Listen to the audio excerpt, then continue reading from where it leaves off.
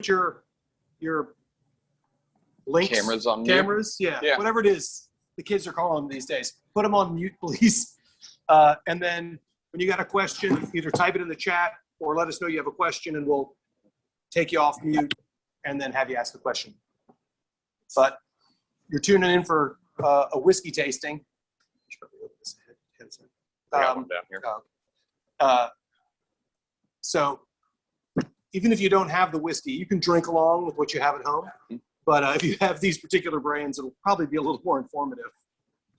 If you don't catch it on this go through, we'll post this on our YouTube channel, and you can always go back and drink along. You can also get all these at this bar. This will be highlighted tomorrow as at cost pour, but all these you could get. Okay, so we'll give them like 2-3 more minutes just to make sure that we got a quorum, and then we'll move on. Do we want to start drinking? Oh, yeah. I mean, preparing, yeah. Maybe we should prepare with some the mellow gold just to make sure that it fits in the glass right.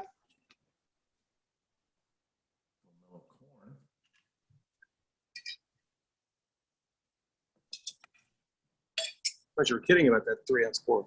Oh no, I just cut it by 2/3. Ah, I see. Yeah.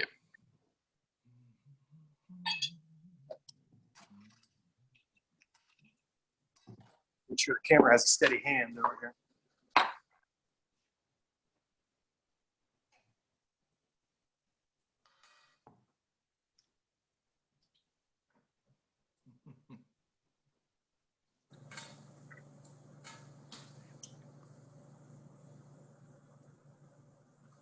Okay. I think we can go ahead and start. Thank you for tuning in, folks that are tuning in now, or if you're tuning in later, thank you then. This is Alley 26's Conversations, or Cocktails and Conversation. This time it's going to be a lot more conversation, not very many cocktails, but a good bit of whiskey tasting. It's part of our Industry Insider Series, where we get to meet some of the people behind some of our favorite brands. Now, we've been celebrating these brands for quite a while, so we're extremely excited to have our two guests on.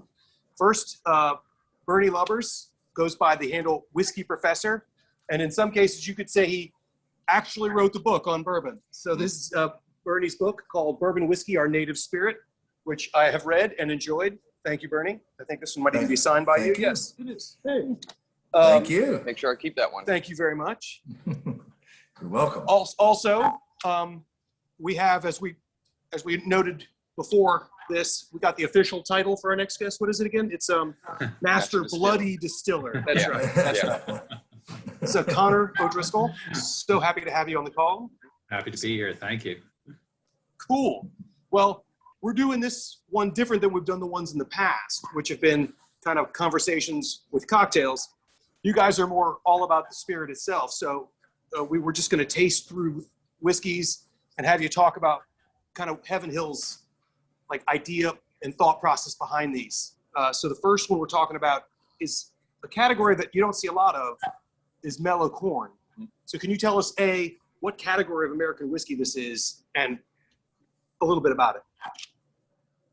You want to lead off, Bernie? You want me to start? Oh, sure. Sure, I'll hand it off to you here in a second. Thanks, Conor. Yeah, this is corn whiskey. So corn whiskey is one of my favorite categories, even though there's not many folks that are producing corn whiskeys, either unaged or aged.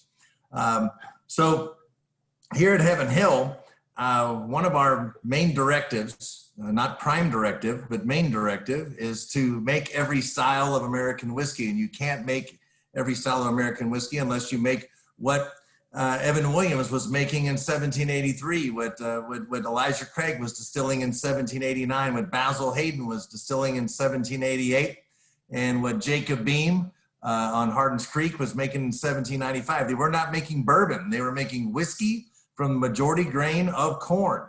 And it was a high majority. It was probably either 90 to 100% back then. So corn, from that, we evolved to bourbon. And it was corn whiskey that pointed the way to bourbon, because bourbon has to be made from the majority of corn. But corn whiskey's a vast majority.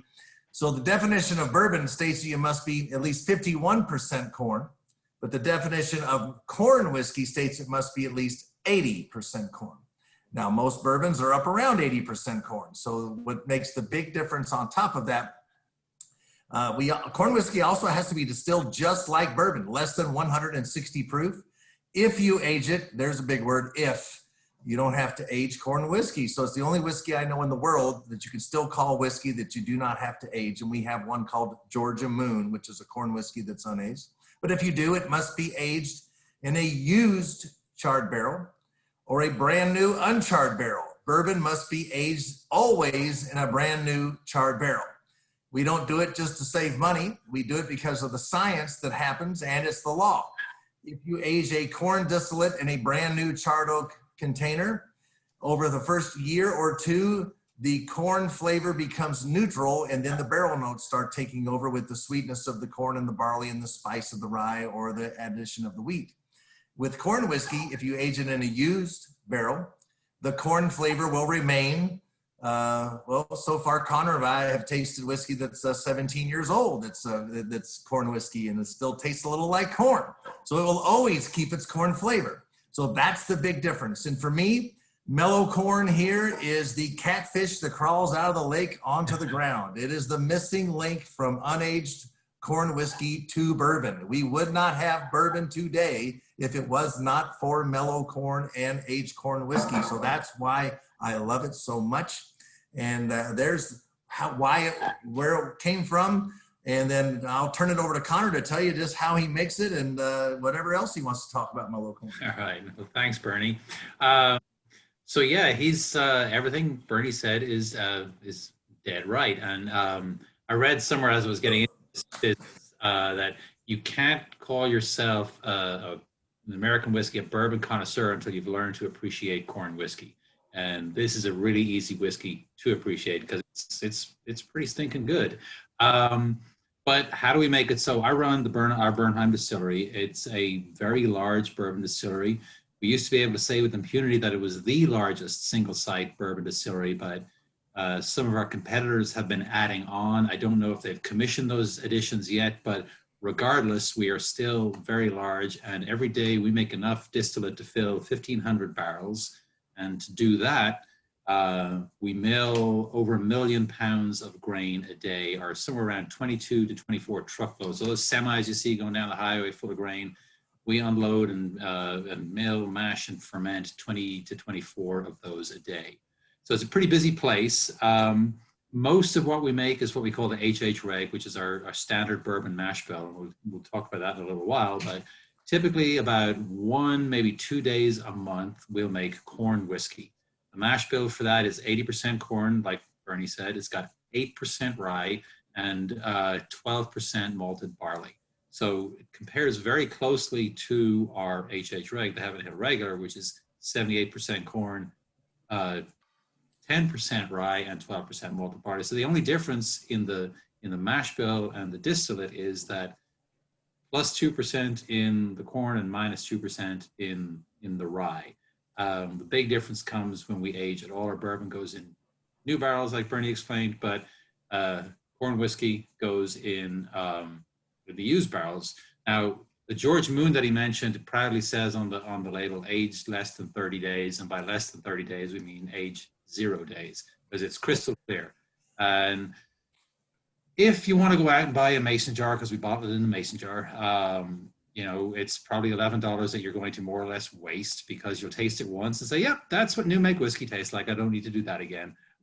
So spend your money on the mellow corn, because it's got that, as Bernie was explaining there, the balance between the used barrel character, and it's usually a used bourbon barrel, so it's got some of that, you know, those characteristics coming through. But again, just a lovely, soft, sweet, gentle whiskey, perfect to start an evening / a tasting with. So mellow corn, and by the way, it's got the hipsterest label you've ever seen.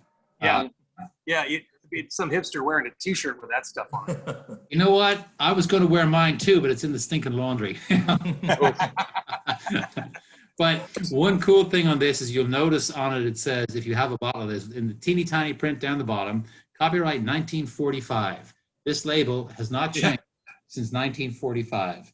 And the only advertising we do it is Bernie's phone case. Yeah, Bernie. Well, then you do a lot of advertising because it's not easy to get. So that's the story of Mellocorn. So, like I said, a great start to the evening. Just a lovely, easy sipper. And this does make a nice cocktail. If you're with a Paloma that's typically made with tequila, try it next time with Mellocorn. It makes a really, really nice Paloma. Yeah, I've noticed that with young whiskey. We had a whiskey brand here that has sold a really young moonshine. That was their name for it. And there was like, yeah, it kind of tastes like tequila. Try it in your tequila drinks.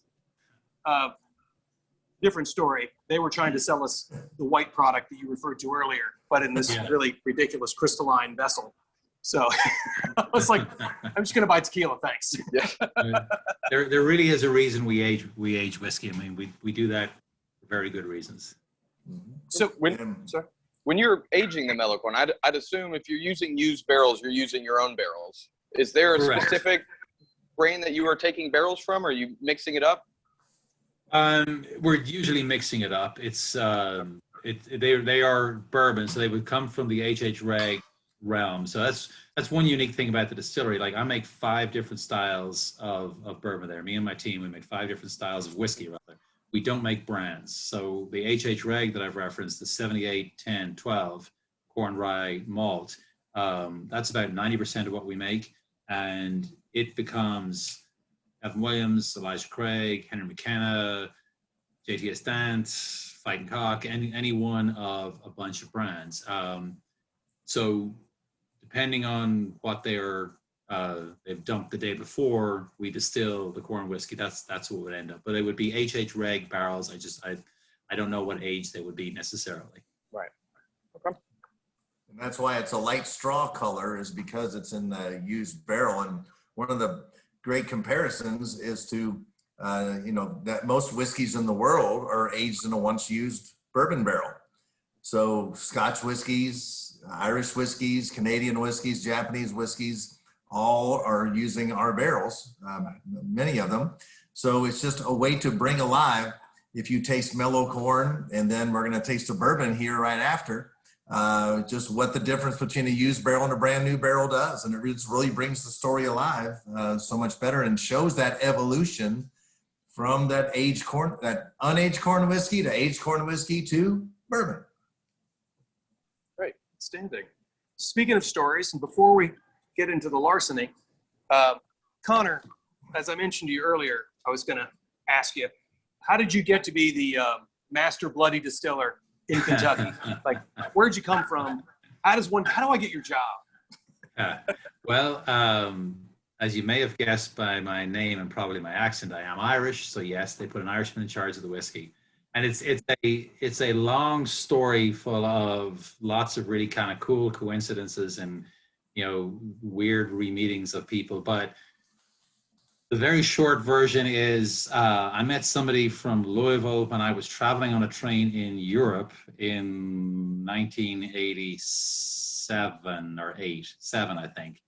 Lost contact, got back in contact after I graduated. I was working for Pfizer in Ireland. They sent me to Indiana for a 6-month assignment. I reconnected with this friend from Louisville, started coming down to Louisville on the weekends. Pfizer asked me to stay. I made the decision to stay and said I would stay so long as it's fun. I ended up spending 6 years in Indiana, in Terre Haute, Indiana. Then I took my motorcycle across the country, ended up in Colorado where I skied all winter, came back to Louisville for Derby, which is this weekend. Met my wife at a Derby party, which is so perfect. And that was 24 years ago this weekend. And I'd always said that if this, American adventure didn't work out, if I quit having fun, I would go back to Dublin and it'd be cool to get a job making Guinness. Well, still having fun, and I was married and having fun, so there's no way I was going back to Ireland. So I started looking around and said, if I'm not going to do the Guinness thing in Dublin, maybe this bourbon thing would be fun. So I started knocking on doors in 2002 long before there was a bourbon boom or even any real bourbon tourism or podcast, any of that type of stuff. So after 2 years of knocking on doors, Brown-Forman hired me, and 16, 17 years later, Heaven Hill hired me as their master distiller. So in between there, Brown-Forman Distillery, Woodford, Angel's Envy for a short stint, and now I'm here, and I think I'm home. Yeah. So I think I speak for everybody that just heard your story. The one question I think everybody has is, how big was the hat your wife was wearing at that party? It was divine. Outstanding. Shall we move on to the larceny? Let's. Bernie, would you like to say a couple of words about where larceny fits in the Heaven Hill portfolio? Well, I have a theory of how wheat whiskey and wheat bourbon comes into the equation, and why there's still only just a handful, and why is there not more of it. So I've always wondered that, and this is a theory, so you could call bullshit on me, but and Conor's here, and he usually does when it's appropriate. But I say, so corn is, we have a fairly long growing season, a couple seasons for corn. Our last crop is in the end of around Halloween. And then you won't have any corn until around 4th of July or a little bit after. So you're making beer and whiskey with those grains. What are you going to do in February, March, April, May, June, when you need starch and those grains to make beer and whiskey? I think you use a winter grain of wheat, and you supplement the corn that you don't have enough of. Because it is, it's been just dwindling. So that's where I think it comes in, and that's why I think there's only we can count them on 6 fingers. I think it's Larceny, Old Fitzgerald, Rebel Yell. Then you got Pappy Van Winkle, Weller. We're running out. Then Bernheim. A couple more. Why is they not? I think that's why. It's just a different style. And it's a beautiful style. Like mellow corn, it's going to be the front of your palate. This is a true bourbon, so it is darker in color. This is about a 6-year flavor profile, which means it's a mingle of ages of barrels. And then we have a specific flavor profile.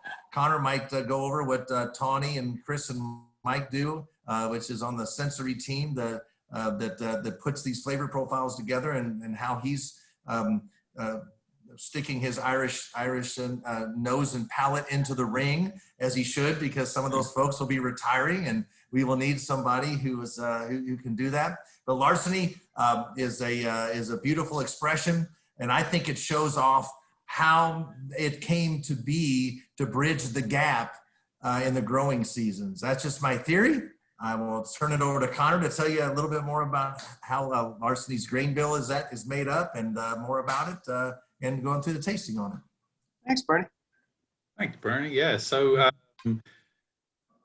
talk about how most of what we make is the HH reg. Well, and we make corn, about 1 day a month. Well, we make our wheated bourbon mash bill usually 2 to 3 days a month. And its call sign, if you will, at the distillery is OFD, which stands for Old Fitz Distillate.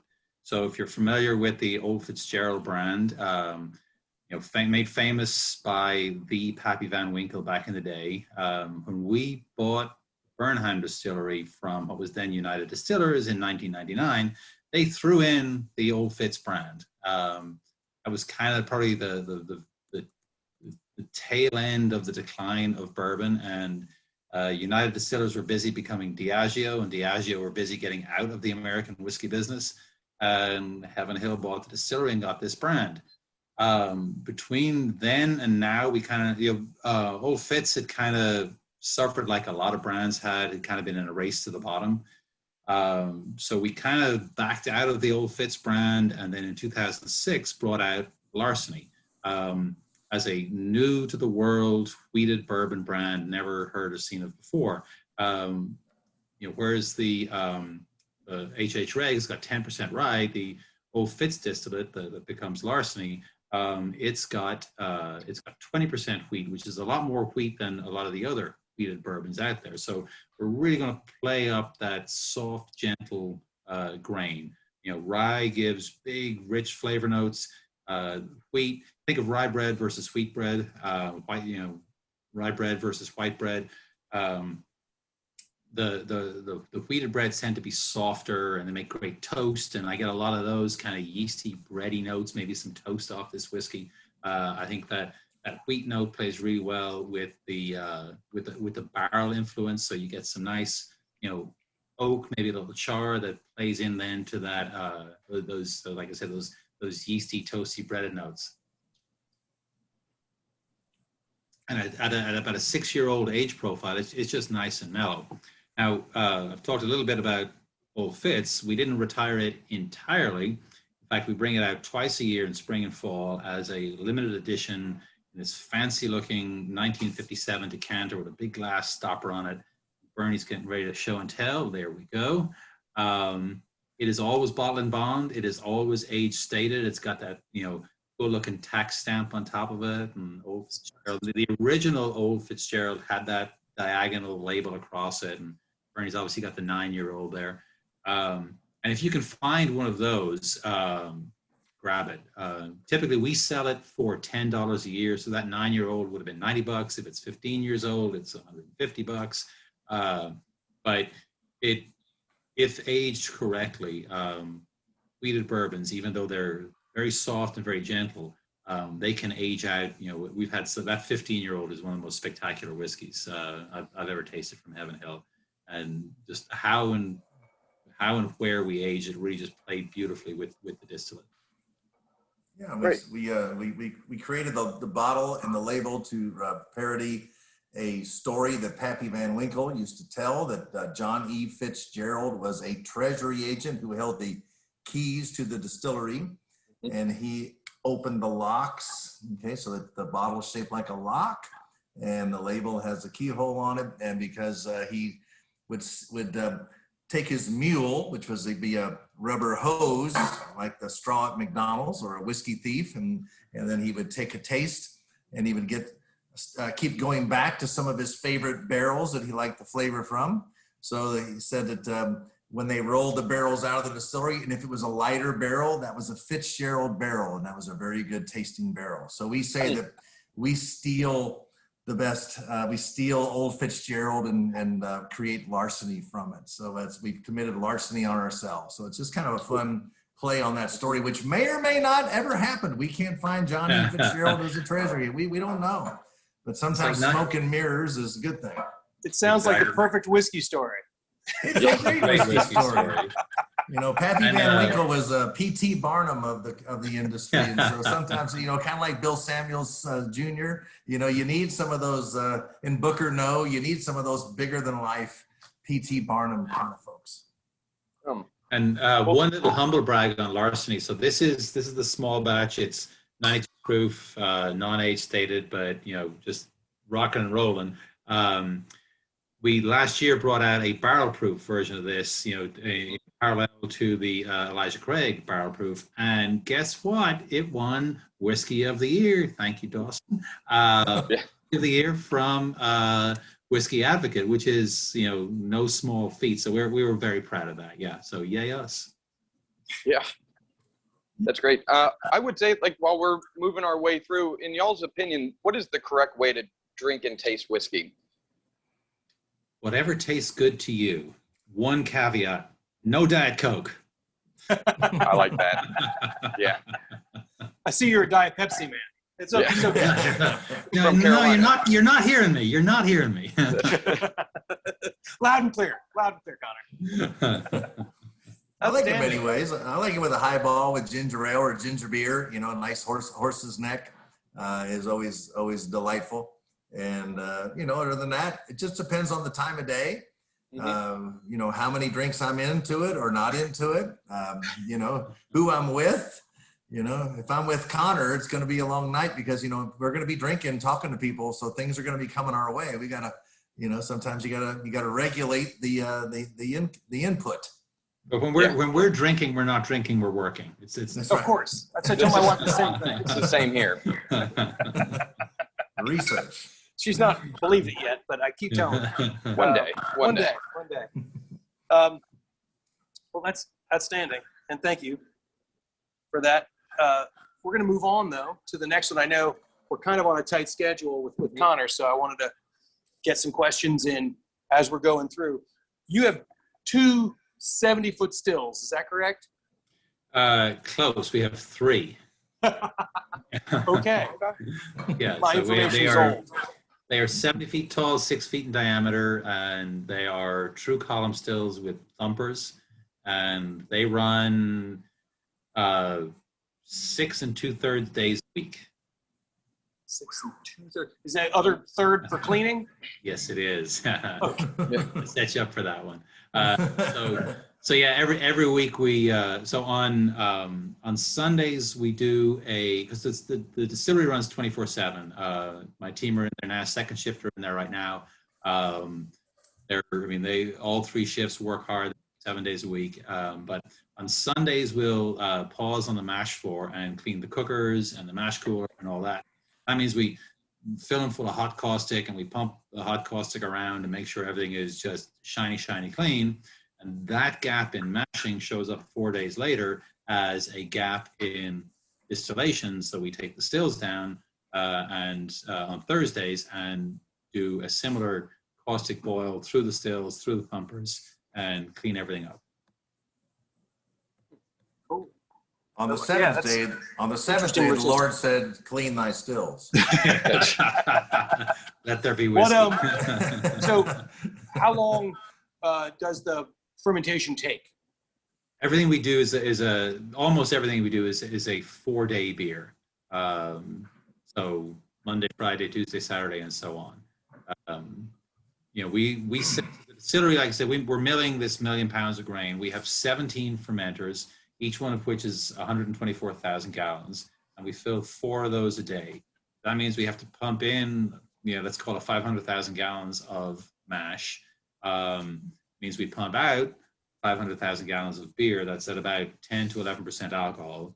Run that through our 3 stills, and that so 1 day of 4 fermenters worth is a batch, and that equates typically to about 1,500 barrels.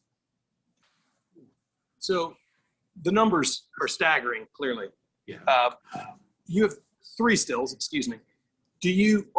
You said you do the corn whiskey just like once every bit, like, so most of it's bourbon. Do you have a rye still and bourbon stills, or do you do everything? So what we do is each day is a batch. So today's batch is HH Reg. Tomorrow's batch might be the next change in the HH Reg, change away from HH Reg, actually will be corn, and we're mashing corn on Friday this week. So we'll transition out of the HH Reg, transition over to the corn, and as the distillate gets to the storage tank, we'll have an empty storage tank that we'll put the corn distillate in, and when it's filled up, we'll switch back to whatever's next, which will be HH Reg. So we don't mash and run different mash bills in parallel. I guess we run them in series. So yeah, we wouldn't be distilling 2 different mash bills at the same time. Okay. How many different strains of yeast are you using? Just the one. Just one. Yeah, the Heaven Hill strain. It was, I don't know if you all know the history of Heaven Hill. One of the defining moments in our history was when our distillery burned down in November '96. A warehouse got hit by lightning. It ultimately set fire to 7 warehouses, lost 90,000 barrels of whiskey, and all those burning barrels and burning whiskey rolled down the hill in the front door of the distillery and burned it to the ground. As it was burning to the ground, Parker Beam, our Master Distiller Emeritus, who was Master Distiller for 56 years, he had the presence of mind to go in the burning distillery and grab literally a jug of the yeast that they put in the creek to keep it cool and keep it alive, and then get it to where it could be propagated and kept alive. So At the Bernheim distillery, we use descendants of that, and it can actually be traced back pre-fire all the way to the end of Prohibition. So it's the Heaven Hill strain, and it goes into all these whiskeys we're tasting, and very productive, makes you know a good solid amount of whiskey, but also makes a lot of great flavors that work well with all these different mash bills. It's great. Thank you. Outstanding. That sounds like a great movie, the way you described it there, Conor. I wonder who, I kind of see Daniel Craig as Parker Beam. I think that would work, actually. Yeah. Hopefully there's just as much truth to that as the other stuff. Oh, that's true. No, actually, that part is true. All that is true. That's fantastic. He says with an Irish accent. Trust me, I'm Irish. Why don't we break into the next one? So, Elijah Craig bourbon is a traditional mash bill. Is that right? That's the H.H. Craig? H.H. Craig, 78, 10, 12. So this is the same mash bill as Evan Williams, Black Label, the #2 selling bourbon in the world. It's the same mash bill as Evan Williams Bottled in Bond, 4-year-old, 100 proof. And just has a little more age on it and a different proof. So it used to be all 12 years old, but then you all got real thirsty and got turned on to Elijah Craig. In 2012, we sold 30,000 cases. Today, we sell over 300,000 cases. So obviously, we didn't make that much more 12-year-old whiskey. So we had to make it a combination of 8, 9, 10, 11, and 12 years old.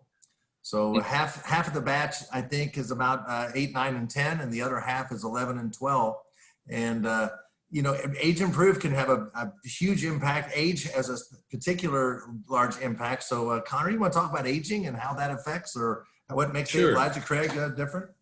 Sure. So, as I mentioned, we make 5 bills. We make 5 different types of whiskey. We're not making brands at the distillery.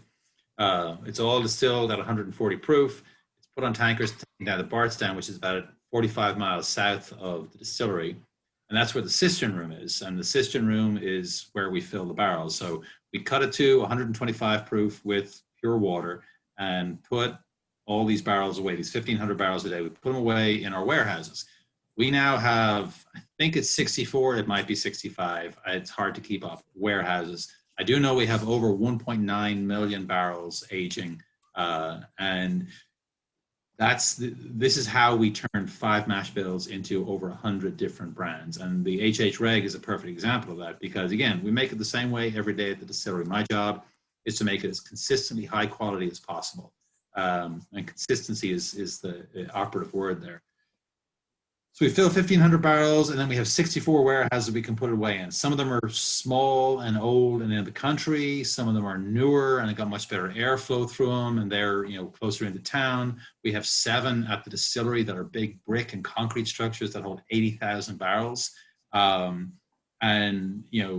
where you put your barrel in which warehouse and for how long you leave it there ultimately decides what brand it's going to become. So if it's down in Deatsville, a lot of people have heard of the Deatsville site because Parker would talk a lot about Deatsville.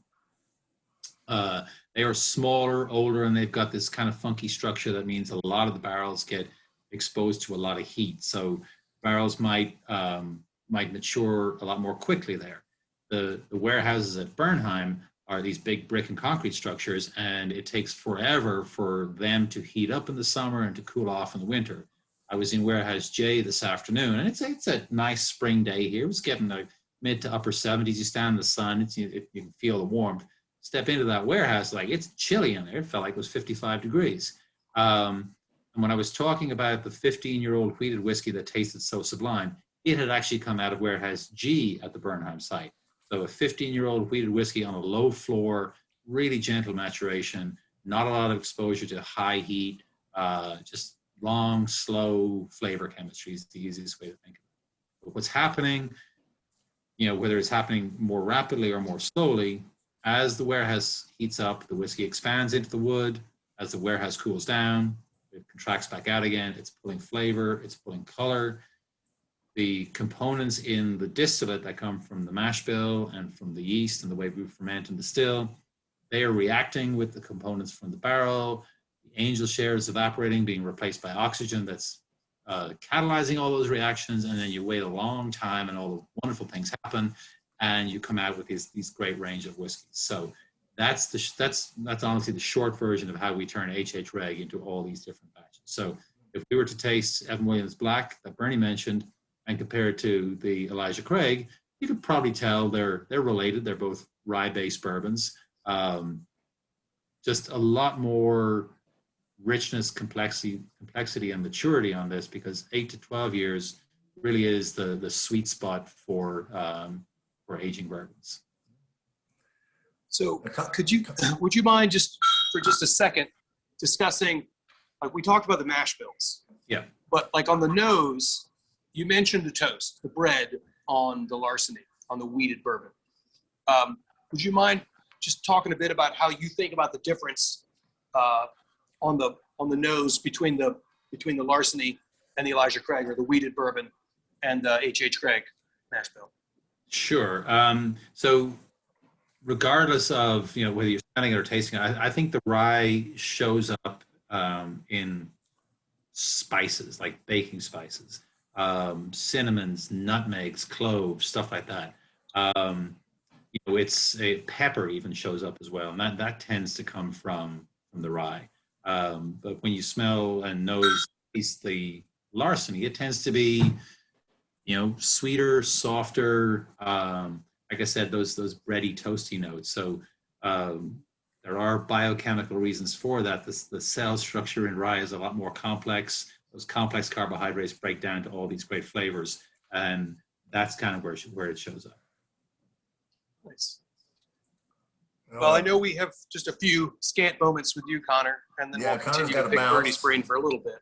Yeah, I'm glad you're having fun. Yeah. So maybe we should move on to the rye here. Yeah. All right. Conor, if you got to duck out, the next few minutes, just do I've probably so. got. Let's see. We said 6:45 because we knew it would go on. So I probably got till, and then I'm good. But well, let's do 6:45 with you, and I'll take it the rest of the way. And if there's any big questions, that works I'll text perfectly. you. Yeah, because you need a little breather. Conor's got to do. Actually, it's an all North Carolina night. Two of our owners, Alan and Kate, graduated from Duke University, and he's doing a tasting with those alumni at one of the groups. Business school alumni, yes. There you go. But yeah. Okay. We do a lot of events with Duke, but I don't think they're nearly as impressed with me. Well, I went to University of Kentucky, so they're not impressed with me at all. Let's see a couple of questions here real quick. We have specific rick houses that are your personal favorites. I get asked that a lot, and my answer is I'm still learning. There are 64 of them, and I'm thinking up to about like 20 or 26 of this. I am a big fan of the warehouses at the distillery in Louisville. They were a little bit maligned, but I love the whiskey that comes out of them. Yeah, me too. Conor and Mike Sani have kind of turned me on to those whiskeys, and I've always wondered what those rick houses would do. I don't really. I mean, I've tasted unbelievable whiskey from every single warehouse, Exactly. and it's just hard to have a favorite. Dietsville is just visually stunning and different than all the others because they're kind of stair-stepped. But don't let that throw you off. They all have their own unique qualities. They really do. They really do. So we're on to the Elijah Craig rye. Right. Mm-hmm. So again, we don't make as much rye whiskey at the distillery as we do the wheated bourbon, but it's got 51% rye, 35% corn, and 14% malted barley. If you notice, it's 14% malt versus 12% because rye is more difficult to mash and ferment, so we need more of those malting enzymes to convert it to the fermentable sugars that the yeast is going to consume and convert to alcohol and carbon dioxide and flavors, but obviously alcohol primarily. So the 51% rye obviously is, compared to 10%, it's going to blow up those spice notes.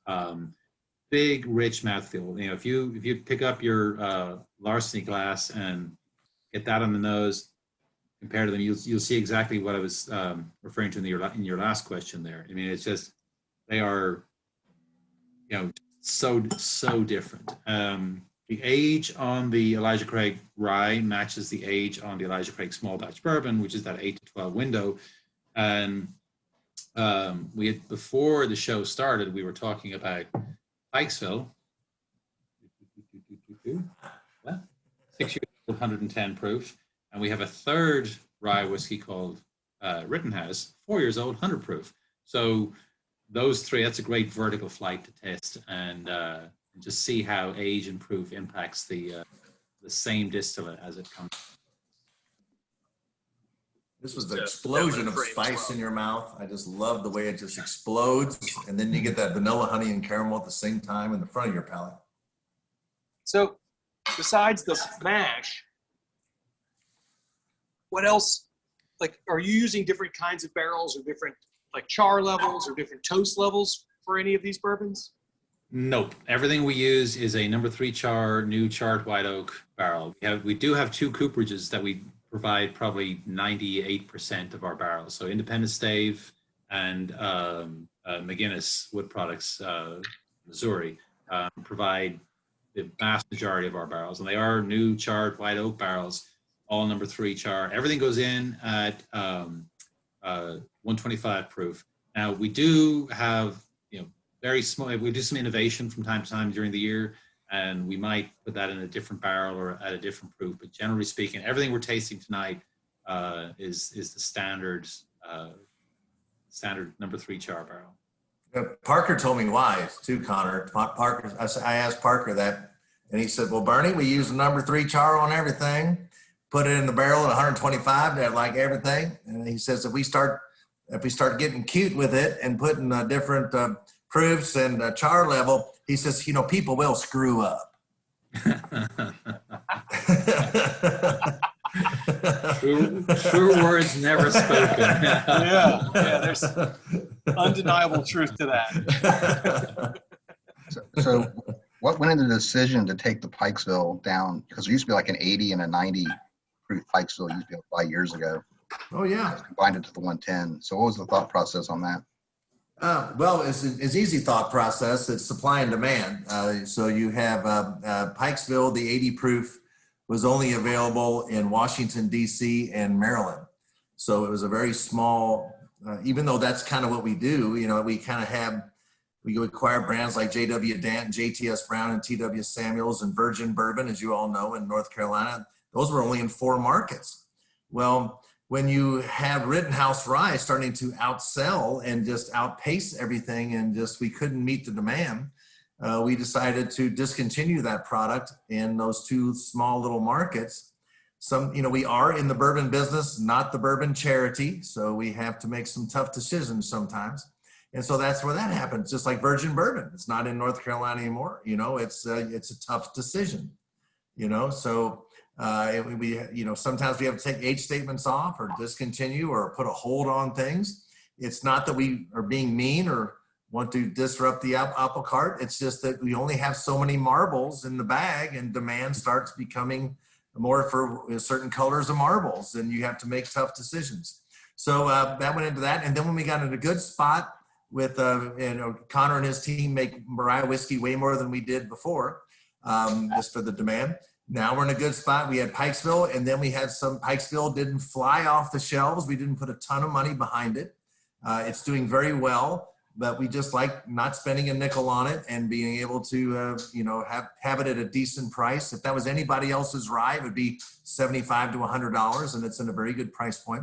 So, we try to do that balancing act, and that's what happened there. So, yeah. So, I like all of it. That 90 was great. Sorry. Yeah. Rittenhouse is available nationwide now, isn't it? Or if it's not, Absolutely. And, and no longer allocated. So Bernie, to be clear, I don't think Curtis is complaining that the Pikesville is now 110. Not at all. Well, Connor, I know you got to bow out, Connor. So let's let Connor bow out here. It's 6:45, so I want to be respectful of his time. Thank you for keeping me on. Thank you so much, Connor. We really appreciate it. Thank you very much. This was a lot of fun. Thank you all very much. And Dawson, congratulations on your promotion. And thank you. Thank Cheers. you for Sláinte, everybody. Ali 26, thanks for supporting our brands. Really appreciate it. Of course. Thank you. Keep making good whiskey. Thanks, everybody. So Bernie, And I don't know if virgin bourbon isn't available. I know it's no longer a 7-year product. Yeah. So virgin's not there, but any chance of us getting any more JTS Brown? Probably not. You know, I mean, do you have it down there? Do you have it there already? We do have a little bit. You can find it. Okay. Well, it was probably a special order, It's you know, a special order. but you know, I mean, so the problem becomes JTS Brown, JW Dam, Evan Williams Bottle and Bond, all 4-year-old products. Evan Williams is a 5-year-old product, and it's up 50% since COVID. That's 30,000 cases a month additional, pounding on 1 year of a 5-year product. So no, we can't expand JTS Brown in any other markets because we need that whiskey for, you know, whatever. And so that's why sometimes we might have to take whiskey, you know, the old saying, you got to rob Peter to pay Paul. Well, you always want to be Paul in that situation. Yeah. And sometimes Peter gets discontinued in some markets or, you know, whatever. So these are the tough decisions. We're not doing them to be mean or doing whatever. It's just, you only have so much. It's a business. The big thing was JTS Brown went from about $12.45 a bottle to like $16.75, which doesn't Still seem like underpriced. Still, it's underpriced. not a big deal to me, but a lot of people are like, whoa, it's not $12.50 anymore. It's like, well, yeah, it's not. Yeah, yeah. Yeah, nothing's Yeah, well, $12.50 anymore. Yeah. Yeah, well, Well, Melicorn is. like I So- said, if it's anybody else's, any other, you know, distillery's whiskey, it would be $35. Bernie, in your book, Bourbon Whiskey, Our Native Spirit, you kind of come across or come to the conclusion that 18% is high Wow. rock. Yeah. So, and I know that it's not a law or anything. That's just kind of the No. number you settled on after asking a bunch of people. Does Conor agree with that, A? And B, are you guys going to do high rye bourbon? Well, we should have asked that earlier when Conor was here. I've never done it, but we'll see. I'll ask him. But you know, I researched that for 3 years, and I was asking, you know, masters, because I'm here in Kentucky, and you know, when I was at Bourbon Festival and different places, and all of them were there, I would pick their brains, and a lot of them won't, like Jimmy Russell, won't tell you what his mash bill is, or you know, Fred No won't tell you what the mash bill is over at Jim Beam, and I worked with him for 7 years. I held him down and tickled him, and he still wouldn't tell me. Right? And but I started asking. So Jimmy would say, "Well, we're high rye," and I said, "Well, Jimmy, are you 18%?" He goes, "No." And I used 18% because, you know, that's what the lowest rye is at Four Roses. That's what Old Forester is, and Woodford Reserve is. That's what. So if you say, somebody said, you know, hey, I think you're wrong. I think it's 28% should be, or 24%. And I said, well, then you lose all the 18%. You can't have a category with 1 bourbon or 2 bourbons. You know, you got to have at least 5 or 6 to make it somewhat interesting. So if you throw out 18 and go over 20, you've just lost, you know, a handful that you need. So that's why I came to 18%, is you bring in Old Forester, you bring in Woodford Reserve, you bring in Four Roses, and then that means you probably bring in very old Barton in 1792 into the equation as well. So that's how I chose that. And anybody who disagrees with me, I tell them to write your own damn book, and then you can define it yourself too. Outstanding. Well, we started with something tonight. We started with something I know that you're a fan of, which is this mellow corn, but also it's bottled in bond. It's 100 proof. And I've heard you speak before, and I was hoping you could say a couple of words now about, you know, your tattoo, your Stay Bonded. That's right. kind of your thing. There it is. There it is. There it is. So, like, that was really, really important in bourbon history in general. But could you're better at this than I am. So would you? I defer to you. Well, thank you. You know, it's something my very first bourbon that I brought home that was my own bourbon. It wasn't my mom's bourbon or my dad's bourbon. They had different bourbons that they liked. You know, it was mine. It was Old Granddad. I found it up in northern Ohio, outside of Cleveland, in the town of Parma, Ohio, where Drew Carey's stomping grounds. And was just great. And I remember that big word bonded on the top. And I remember seeing that, you know, as a kid growing up, you know, and going into liquor store with your, you know, there was the red tax stamp, which was everything that wasn't bottle and bond. And there was the green tax stamp, which everything was bottle and bond. And you could just look across and tell what was what, you know, at first glance. When I brought it home, when I came home and my dad said, you know, I went over to visit them and he said, how was Ohio? And I said, man, I found a great bourbon, Dad. He goes, which one's that? My dad drank Heaven Hill 6-year-old 90 proof, which we still make only in Kentucky. And it's for sale only in Kentucky. It's 90 proof. And he drank a lot of it. He drank a quart a day. He drank a bottle a day. And I said, Dad, I found this old granddad, bottle and bond. And he looked at me and he goes, ooh, bottle and bond, that's the good stuff. And when your dad, who drinks a bottle a day, looks at you and says, now that's the good stuff, right? You know, and I'm like, well, why don't you drink that? He goes, well, you know, I drink all day, son. You know, I can't be drinking 100 proof, you know. Yeah. So, yeah. So, but, you know, so that sticks with you. And so I just always was attracted, you know, that was early 90s. So fast forward to being in the business, I was like, hey, why isn't anybody talking about bottle and bond? And then I looked into bottle and bond and found that it was the most restricted whiskeys on the planet. Mm-hmm. You know, first of all, bourbon whiskeys and rye whiskeys and American whiskeys in general are more restrictive or just as restrictive as Scotch whiskeys, Irish whiskeys. I would say more restrictive just because you must use a brand new charred oak barrel every single time. But you know, let's just say it's as restrictive as all the whiskeys of the world.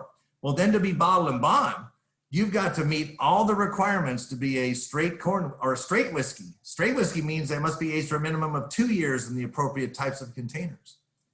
Corn whiskey means it must be 80% corn and then aged in appropriate types of containers. Bourbon whiskey, 51% corn. Rye whiskey, 51% rye. You must have appropriate types of containers. Straight for 2 years. But if it says bottle and bond, it must be aged for a minimum of 4 years in the appropriate types of containers.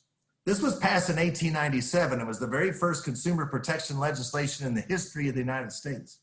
So 9 years before we had the safe labeling of food and additives in our food, we cared more about the quality of our whiskey, which is reason to be proud of being American. Well, now we make sense. So a minimum of 4 years. You must be, it must be from the same type of spirits and the same class of materials. So that means if I have corn whiskey and bourbon whiskey, I cannot mingle them together. Even if I have bourbon whiskey that's also made from the same three grains, one's a bourbon whiskey and one's a corn whiskey, I cannot mingle those together. They have to stand on their own. It has to be from one distilling season, which is what we put on our old Fitzgerald bottles. A spring season is January through June. A fall season is July through December.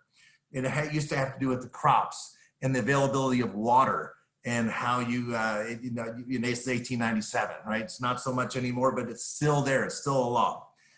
You have to reduce it in proof to exactly 100 degrees of proof or 50% alcohol. Bourbon can be bottled at 80 proof or higher, but bottle and bond must be exactly 50% alcohol every single time. It has to be reduced to that proof with pure water only. And in 1897, that was very important, and it's still important today. So no ingredients. We like single malt scotches or other whiskeys, they can add caramel coloring. We cannot. It's only pure water, right? And then, so you're guaranteed a good age, a good strength, and purity. So in 1897, that's important, and today that's important. And then you must put the real name of the distillery on the package so I know who made it.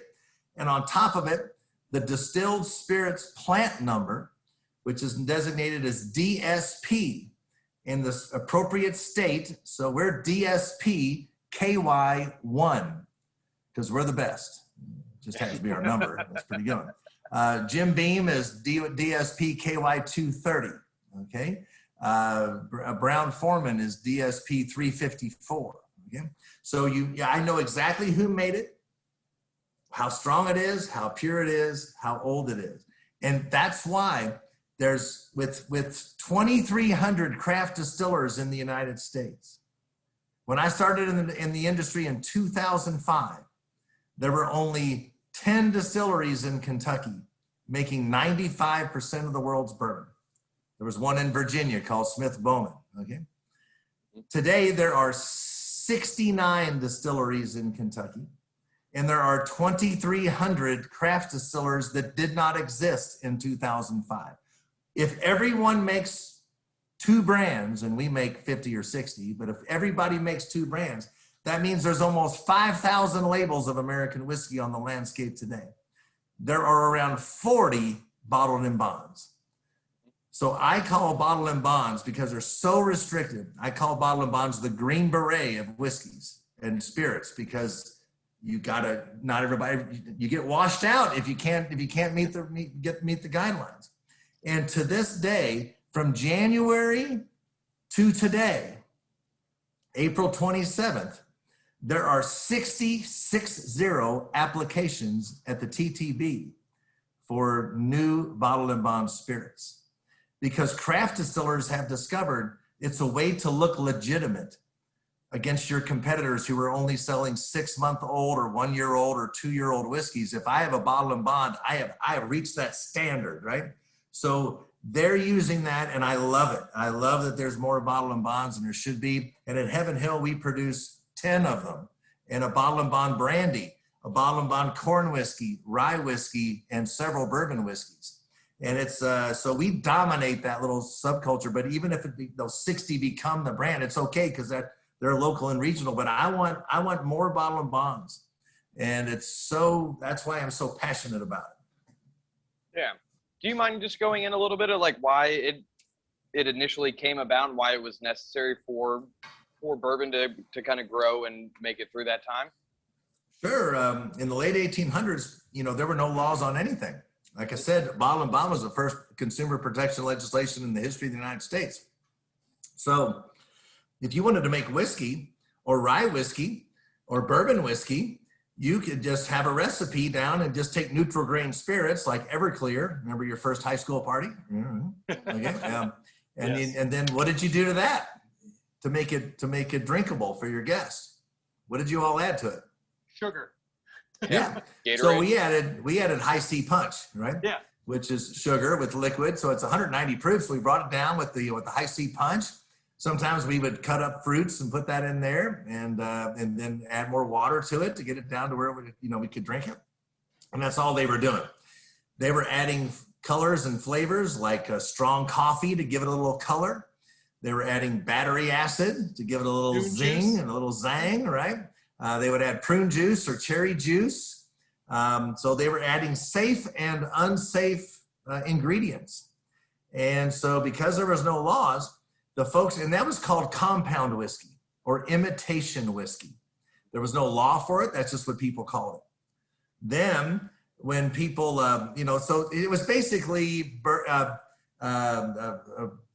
bourbon flavored, whiskey flavored vodka, or as we would call it today, Canadian whiskey. Let's be honest. So that's a little joke. Okay. It's a little fun. I have a little fun here. Okay. So the folks that were making straight whiskey that came straight from the barrel, they said, well, gosh, we have something that's better than those imitation and compound makers. Let's try to have a designation. And they happen to have a friend in Washington who is the Secretary of Treasury of the United States. And he was important because he was the one whose agents went into the distilleries and levied the taxes ever since the Civil War. In every war that we had, there were treasury agents that went and we used alcohol taxes to pay off those wars. And we've always had a tax ever since the Civil War. And so after the War of 1812 and the Revolutionary War, when the debt was paid off, they stopped the taxes. But ever since the Civil War, they've stuck. Okay? So that man's name was John Carlisle, and he was from Covington, Kentucky, just outside of Cincinnati. And it's interesting that that's where the TTB is today, is in Cincinnati, Ohio. But anyway, that's serendipity. I don't know if that, that had anything to do with it, but he helped pass the law, and on March 3rd, 1897, it became law. And interesting, he left office on March 4th, 1897. So he saw it through over the finish line, and just till the next administration. Pretty cool. So you think that you want government out of your life, but in this instance, I think it's turned out pretty good. And a lot of distillery owners did not want this. You can imagine they did not want the government being involved with this. But it turns out we think it's a good thing. So I agree. I'm with you. So, a couple of quick things. I heard you talking about the mingling of whiskeys. I can't mingle this with that. I can't mingle this with that. Mm-hmm. It sounds like you're using language very precisely. Like you're not using the word blend. Yes. Can you explain why? Mm-hmm. That's cool that you picked up on that. But some people will say blend. I've taught myself, blending usually means you have neutral grain spirits. And if you look at a bottle of Seagram 7 or Kessler, or like we make a lot of them. We make one called Philadelphia and a few others, Kentucky Gold, something like that. And you have to put the percentage of neutral grain spirits, which is Everclear, by the way, or vodka. It's an odorless, colorless, distilled to 190 proof and doesn't taste like anything. It's a filler. It's beans in your chili. Okay, I like that. Instead of putting more meat in, you put some beans in, right? Yeah. But they don't do that in Texas. They put more meat in it in Texas because they got the steers, right? We don't use blend because blend usually means it's cut with neutral grain spirits, and there's only because that was when there was when they made those blended whiskeys. The history of that is with Johnny Walker and Dewar's and all that, and it was the art of blending teas, and you would go to certain stores who were grocers, and they would have their own blend of teas, and I kind of liken that to private barrel picks today. I know it's a big stretch, but back then. They could get a barrel from this distillery or a barrel from that distillery close to to where they were in Scotland, and they couldn't get a lot of barrels, but they would blend them together to their taste profile. And they said, "I'm going to go to Johnny Walker's store and get his whiskey," right? And so that became that. Just like when you go to coffee is very, coffee is very complex. But Starbucks coffee tastes different than your local down the street, Bob's coffee, which tastes different than Folger's coffee. It's a whole different, it's an art of blending all those flavors together to have your taste profile. So a straight whiskey, though, really does show off the art and the skill of the master distiller and his or her team. And then, so you're not blending, blending it with neutral grain spirits. You might be mingling it with other recipes if you can. We can, by law, mingle our Old Fitz distillate with our HH Reg and still call it bourbon. But we can't. We have such restrictions. We have to look at what we're calling it. So bourbon has different laws than bottle and bond, and rye whiskey has different laws than bottle and bond, even though we have a bottle and bond of all those. Thank you. We have some giveaways we're going to do in just a hot second. I had one more question. Luke, you have another question? Oh no, it's all you. So you mentioned the fact that we sell our used barrels everywhere, right? Irish whiskey, Sure. Scotch whiskey, tequila.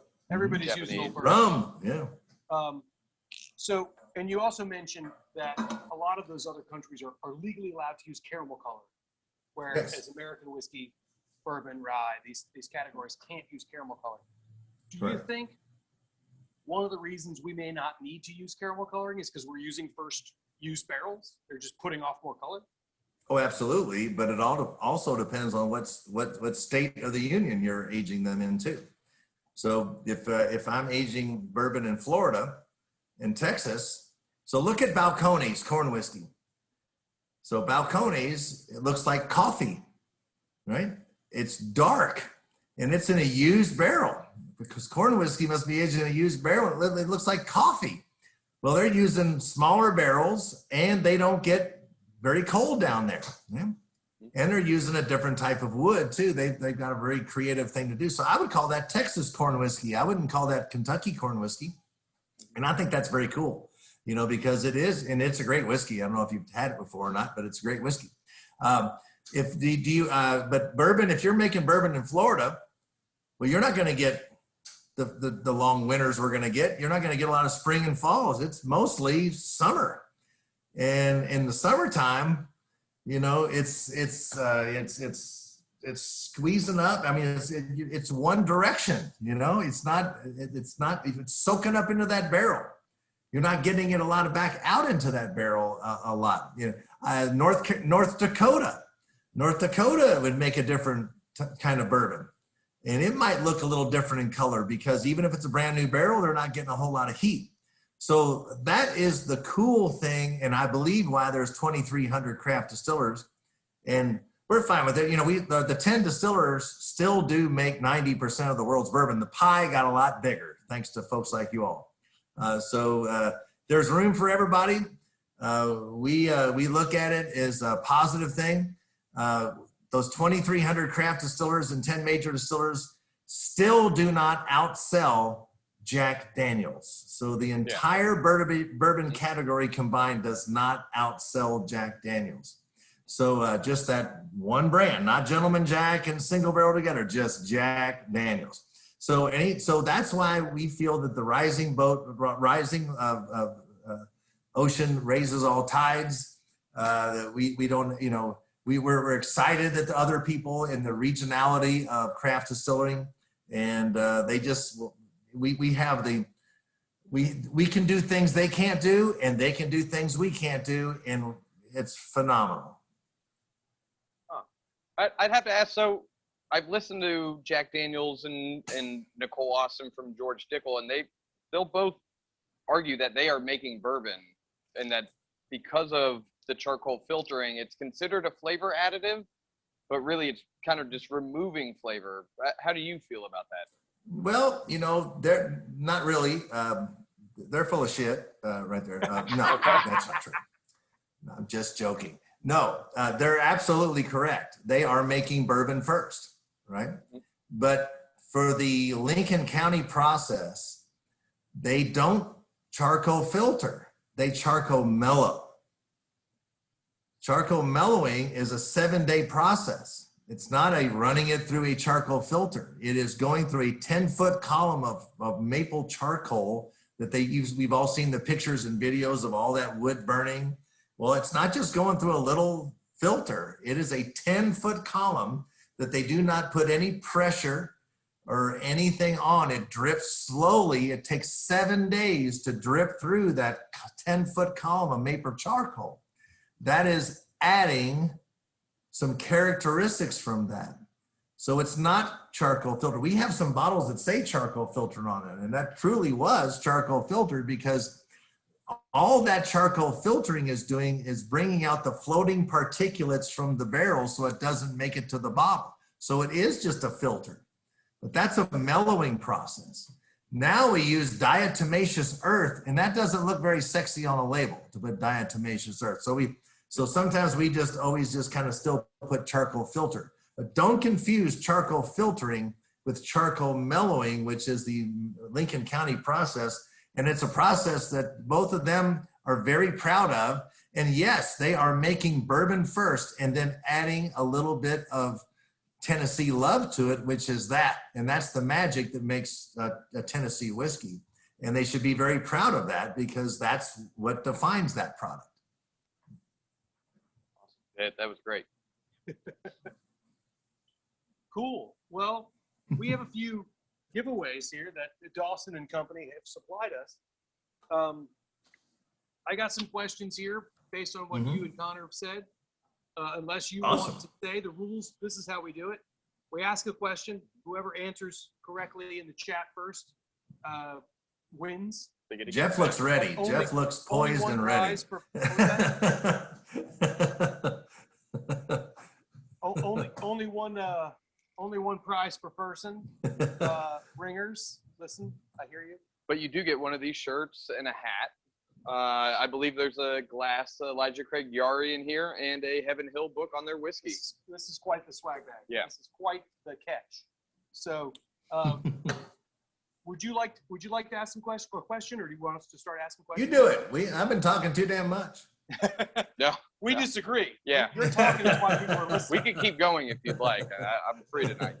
Exactly. Yeah. In fact, I have a couple of pages full of questions that I had for you that I still haven't gotten a chance to answer. Yeah. There you So, but let's go with this. First question. The OFD, which is one of the distillates that y'all do. You're not supposed to answer this. They're supposed I to. understand. I know you Yeah. know what it is. Yeah. Is 20% wheat. What does OFD stand for? Conor said it like 3 times. Jeff is on it. Man, he's on it. Yeah. Did we get that already? Jeff? Jeff. Congratulations, Jeff. Don't answer again. Oh, it's not even your brand. Hell yeah. All right. We love Jeff. We do love Jeff. Jeff, this is for you, man. Okay, one with Jeff's name on it. Okay. Conor was very specific, and I love the story that you gave Bernie about chatting with the previous Master Distiller, Bean, whose name sounds familiar for some reason. I can't remember why. Right. About why he did everything uniform. Mhm. And one of the things you did uniform was that everything hit the barrel at 125. Mhm. Conor said what everything came off the still at. What proof does everything come off the still at? That's the second question. Ooh. Okay, we are. Somebody answered, but I Wendy. hear. Wendy's all over it. Is Wendy a winner? I can't Wendy see the- I is can't a see the winner. Yep. Well, if Wendy says Okay. 140, yeah, 140 is the answer.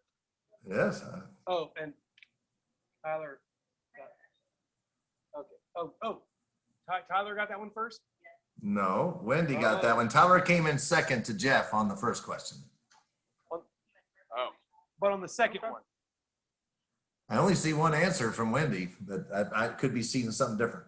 Well, Okay. you know, we do have 6 bags, so Tyler and Wendy. Can Tyler both get and one. Wendy won that second Yeah. question. Congratulations, both Tyler and Wendy. And thank you for joining us. And thank you very much for joining us. We got a couple more. Yep. Also, if you win, Tyler, Wendy, Jeff, you know who you are, and the next 2 folks, also 3 folks who might know who they were, feel free to give us, if you're in town, let us know, and we'll have your prize with your name on it here at Alley 26. If you're not, we'll figure out a way to get you your stuff, but feel free to reach out to Claire. That's CLAIRE. It's already in the chat. I don't know why I'm saying these things. Claire at alley26.com. Okay. Bernie, you want to go with the question? Oh, let's see. What is the name of the Heaven Hill Distillery in downtown Louisville, Kentucky, where we Nice have brickwork houses and where we make have the world's largest single site bourbon distillery that we know of? What is the name of it? Nice.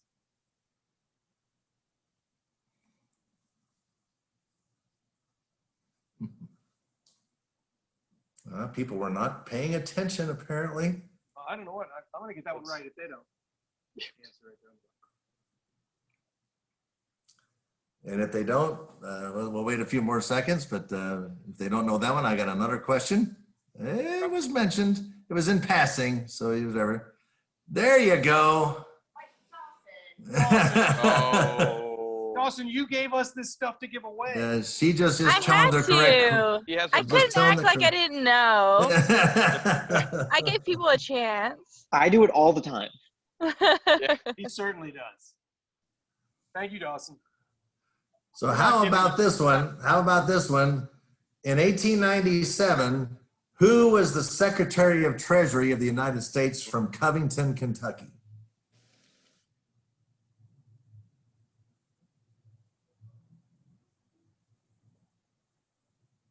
His picture is on the tax stamp on the old Fitzgerald bottle. That's him right there. I don't know how to spell that. It is not E.H. Taylor. E.H. Taylor was a distiller who was really behind that act. I believe it's close to that. And his name actually is written on here, but you can't see it. It's too small. Is that Jenny? Jenny. Outstanding. Way to go. Woo! Jenny, good for you. There you go. John Carlisle. Forget it, yes. Well, there's already one there. Okay. How's Forrest Gump doing, Jenny?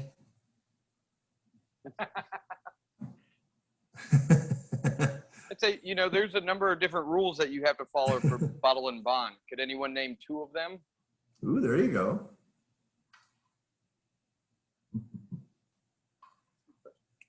Still haven't forgotten. I've been telling you this for years. I'm sorry, what? Yeah. Anybody? Joe's got 100 proof in 4 years. Who's got it? To me, it looks like Joey Landry, but it could be something different. Oh, okay. Joe, thank you very much. Congratulations. Joey or Joey? Joey. Sorry. Handwriting issue on this side. Yeah. Joey Landry, thank you. And I see that you've been answering all of the other questions, right? Just a little bit slower than other folks. So you're welcome. We have Jeff, Wendy, Tyler, Jenny, Joey, Dawson. I'm not counting you. I mean, you counted my heart, but Yeah. we're not giving you back your merch. Yeah. Okay. I got one question because Conor mentioned this several times. Okay. He mentioned a specific age sweet spot for bourbon, specific age sweet spot, and he said this rye was also aged to that same. So the Elijah Craig used to be a 12-year listed, but now there's a sweet spot, they're saying, in age between one number and another. What was that? Patty and Curtis already answered. Yeah. Okay. Well, they have 2 different answers. Okay, so the winning answer is the one that says 8 to 10, because that's what Conor said. Michelle. Okay. Outstanding. Well done, Michelle. Well done, Michelle. 6 to 8's a good sweet spot too, but that's not what Conor said. Yeah. That's not what Conor said specifically. I Yeah. prefaced with the answer is what Conor said. Yeah, 6 to 8's also really good whiskey, as we can prove. Yeah, the lineup's pretty phenomenal. Great. Well, thank you, everybody. Patty and Curtis, sorry you didn't win this time. We still love you. Yeah. We love you. And thanks for the great questions, Curtis. And Bernie, is there anything you'd like to kind of finish with, or like anything you really think people should know before we let you? Yeah. Very much for your I'm time. putting in the chat our website, and we have a really nice podcast that's there. And not that we're competing with anybody, because we don't want to compete with our great partners who have great podcasts. But we have things on our websites that's very educational, not just for our brands, but for you know, how a rick house is built. There's a time-lapse photography of how a rick house is built there from the inside out. And it's really amazing how Busick builds these rick houses, a family-owned company, the only company that builds them here in the area. Never a contract has written on it. It's just a phone call. When can you start? It's $7 million. That's got to drive some vice presidents in London pretty crazy. When somebody in Kentucky whose office is behind Hardee's says you owe me $7 million without a contract, it's kind of interesting. It's kind of the way we do things here in Kentucky, and I'm sure the way some things are done down there in North Carolina, you just kind of know the people and say, hey, you're going to do it. and you know what you're doing. There's just some interviews with Conor and myself and some really incredible behind the scenes folks that really shouldn't be behind the scenes. Our Century team of Tawny Gauthier and Mike Sani and Chris Briney and folks in the warehousing like Frankie Blair and different folks that have just a lot of information. Jody Filiatru, who is 30 years in warehousing, and now he's our artisanal master distiller in our Evan Williams distillery. So just check out heavenhilldistillery.com. And then there's a podcast there called Tales from the Hill. And you'll learn a whole lot. And, visit everybody's, you don't just have to go to ours, but we're proud of what we do and how we do it. So that's about it. Awesome. That sounds great. Well, we really, really genuinely appreciate your time and Conor's time, and I can't wait for you to visit North Carolina again. And I'd love to see you again. Sure. When I'm clear to travel. Okay. There you go. For everybody looking on the call, we're going to be featuring Pikesville for our Whiskey Wednesday feature tomorrow. Come on down to the alley, have some Pikesville, 110 proof rye that Curtis launched us on that conversation. It's going to be a low price of $5. This is a pass-through. Like, we make no money. Please order some food while you're here. We make no money on the whiskey. We're literally just pouring it so you can taste it because it's great rye and it should be part. If you're a rye fan, this is definitely like Bernie said. The value is huge against, like, if this is another company, it probably would charge a lot more. And the what is your stronger? Stronger. Yeah, it's not what Max or anybody says, but typically I say that at Heaven Hill we keep it in the barrel longer than our main competitors. We put it in the bottle stronger than our main competitors, and then we because we're not owned by Wall Street and stockholders, and we don't have to push a number. We don't have to spend as much money on each one of our brands, and so it usually comes in at a better value. So, outstanding. I'd have to agree. So, this coming Derby, which is just this weekend, is it not? Yeah, We're this doing Saturday. a big hat contest in the alley. So apparently Conor's wife is a ringer, but fortunately she's in Kentucky. So That's right. Carolinians, if you're around here, around Durham, or the Triangle, 4 to 6 p.m. We're doing the big hat contest. Come in with your biggest hat and you'll win. I don't know what you're winning. We'll figure it out. I'm hearing things about good prizes, but I don't know what they are. Yeah. But we're doing it. And next Tuesday, we've got Jake Parrott from House Alpins talking about a whole different side of the beverage alcohol industry, but importing products and a lot of products that go very well with whiskey, I might add. They do a lot of great vermouths, and we're going to pick his brain about 4 different of their products. So please tune in next Tuesday. So in closing, Bernie, thank you very much for your time. Always a pleasure, my friend. Well, thanks. We want to thank Dawson for setting this up and the whole team there at Republic. And Conor, we really appreciate his time. Yeah. I know it's valuable. Clearly, he had to dip out. We had a blast. We had a blast. We'd love to do it again. I can't wait to come down in person to Durham and come to your place again. Thank you so much, Bernie. Thank you very much. It's an honor. Thanks a lot. Thanks a lot. Thank you, everybody, for tuning in again. Thank you. Happy Derby. Bye, everybody. Thanks. Stay bonded. Stay bonded.